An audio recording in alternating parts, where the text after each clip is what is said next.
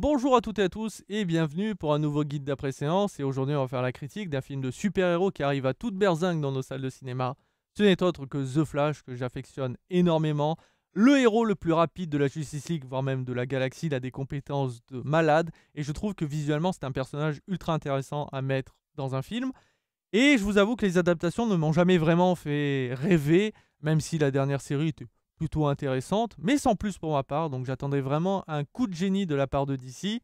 Et certes, ce film n'est pas parfait, mais je trouve que DC a réussi à remonter la pente après des catastrophes avec Suicide Squad entre autres, à vraiment trouver une recette qui fonctionne, en ne faisant pas trop d'humour, ou alors s'ils en font, ils arrivent à mieux doser qu'auparavant.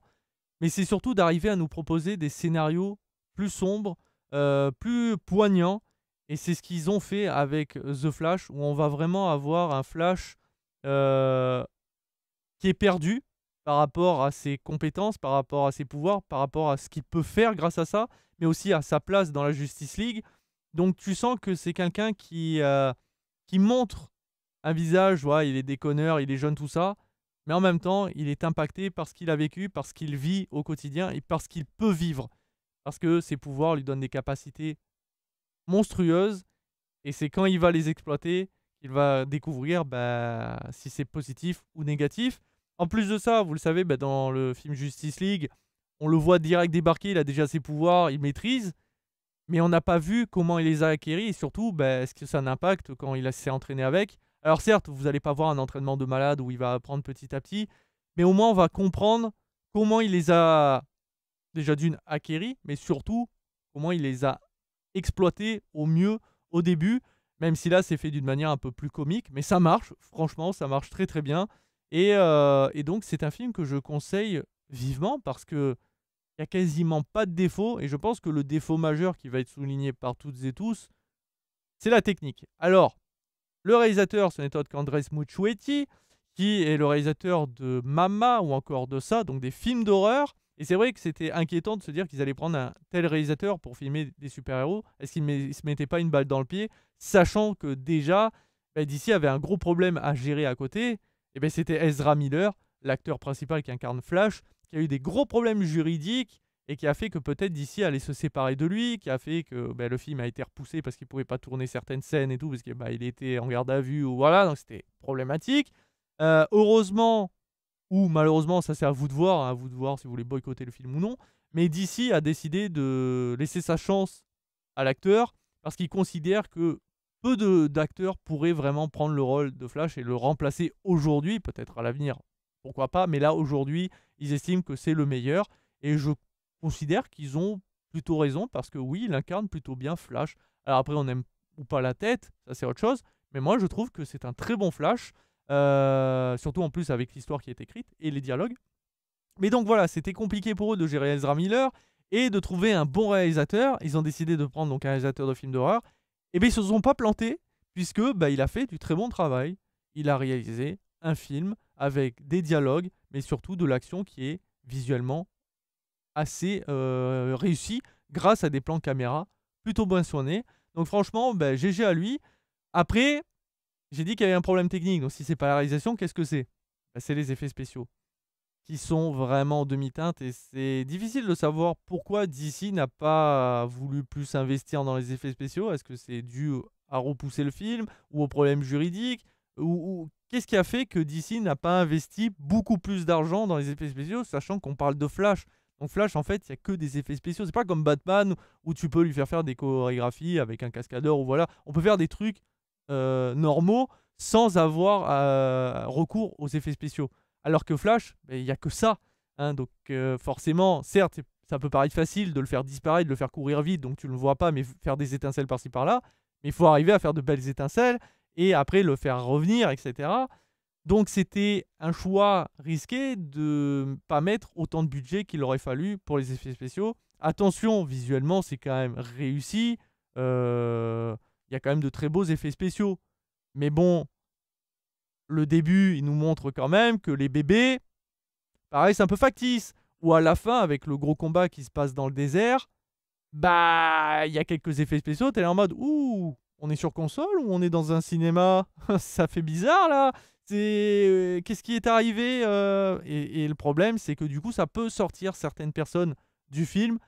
Mais franchement, moi, personnellement, je suis quelqu'un qui est pas ultra exigeant sur la technique. Moi, tant que c'est quand même bien filmé, qu'on arrive au moins à suivre l'action, que ça soit pas trop cuté. Et je remercie Andres Muschietti de ne pas avoir cuté, parce qu'avec forcément Flash, on peut cuter à mort. Et ben non, on suit parfaitement les mouvements, c'est bien soigné, c'est bien réalisé. Et donc, bah, c'est pas problématique pour moi d'avoir des effets spéciaux chancelants, dans le sens où il y en a qui sont très bien réussis et d'autres en demi-teinte. En plus de ça, bah, on ouvre un petit peu le multivers, entre guillemets, grâce aux compétences de Flash. Je ne rentre pas dans les détails, bien sûr. Et donc, ça va permettre un petit peu d'avoir une critique pour DC, puisque je rappelle que là où Marvel a globalement réussi à garder ses super-héros et donc ses acteurs originaux pendant très longtemps, DC, ça voyage. Superman a changé de tête 10 millions de fois, Batman, n'en parlons pas, et ça va encore changer de tête, puisqu'on a changé il y a peu de temps. Donc c'est souvent compliqué d'avoir les mêmes acteurs dans les films. Et on sent la petite... alors, je pense, c'est voulu scénaristiquement, mais DC en profite peut-être pour eux-mêmes se tacler ou se mettre une petite crotte de nez en mode oui, on sait qu'on fait n'importe quoi, on change 10 000 fois d'acteur, mais là au moins c'est voulu scénaristiquement, mais en même temps ça fait un petit clin d'œil drôle et je trouve ça très intéressant. Et en plus de ça, on a une héroïne, je dirais pas qui et dans quel rôle, et ben j'ai trouvé ça super cool et c'est dommage ce qui arrive. Mais j'aimerais voir peut-être à l'avenir ce genre d'initiatives car elles sont très très très intéressantes. Mais en plus de ça, au niveau des histoires par rapport à ces différents voyages, je les trouve très cool parce que ils essayent pas d'aller dans l'excès dans le sens, ok, il fait un voyage, ça crée une autre tempo, tout de suite il faut tout transformer. Non, ils essayent de rester linéaires sans aller trop dans de la dispersion et j'ai trouvé ça plutôt intelligent de leur part. Franchement, il n'y a pas grand chose à dire de plus par rapport à ce film. Scénaristiquement, c'est très bon. Le jeu d'acteur est très bon. Le choix de garder Ezra Miller était bon. Le réalisateur est très bon dans son rôle. Franchement, ils ont fait un très très bon travail. C'est juste la technique qui est pas irréprochable. Mais pour un gros film Flash, pour moi, c'est un grand oui que je vous convierai à regarder si d'une vous aimez les films d'ici, si vous aimez les films de super-héros et encore plus Flash. Par contre, si vous attendez au chef-d'œuvre parfait, non, on n'est pas à ce niveau-là. Batman vs Superman avait réussi et pour moi presque la perfection. Là, on s'y approche. Petit à petit, DC arrive à trouver une recette et il faut qu'il continue sur cette lancée. Dernièrement, les films d'ici, pour ma part, me satisfont. Donc, à voir s'ils vont continuer sur cette lancée. À noter aussi qu'il y a une scène post-générique. Il n'y en a qu'une. Elle arrive donc tout à la fin. Elle sert pas à grand chose. Je présume que ça tease le film numéro 2 de ce super-héros. Ou 3, je sais plus où on en est. Mais est-ce qu'il y avait besoin de ça? Je sais pas. En tout cas, il est sûr d'une chose, c'est qu'il y en a une. Donc si vous voulez la voir, restez dans vos sièges. Sinon, vous pouvez vous en aller. Ça n'annonce pas. Ou en tout cas, visuellement, je n'ai pas compris ce que ça pouvait vraiment annoncer de plus. Toutefois, l'humour est présent dans cette scène et ça marche plutôt bien. Là, j'ai souri. Là où la plupart du temps dans le film, j'ai vu plutôt en mode voilà, c'est haussement d'épaule. Bref, j'ai pas grand chose à rajouter de plus par rapport à The Flash. Je l'attendais et je n'ai pas été déçu. J'ai passé un très très bon moment, sachant que l'action est vraiment présente comparée à un certain Batman. Et en plus de ça, on a le droit à pas mal de personnages, d'anciens acteurs, récents acteurs, et aussi des histoires très très cool et un personnage touchant. Voilà qui conclut ce guide d'après-séance. Je vous dis à très très vite et à très bientôt pour toujours plus de vidéos, que ce soit sur Twitch ou sur YouTube. Ciao ciao les amis.